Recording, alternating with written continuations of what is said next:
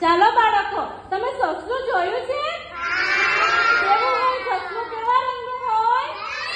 સફેદ સફેદ. અને કેવું હોય? પચ્ચું પચ્ચું. તો ટીચર તમને આજે સસલાનું એક અભિનય ગીત કરાવશે. તમે ટીચર સાથે કરશો?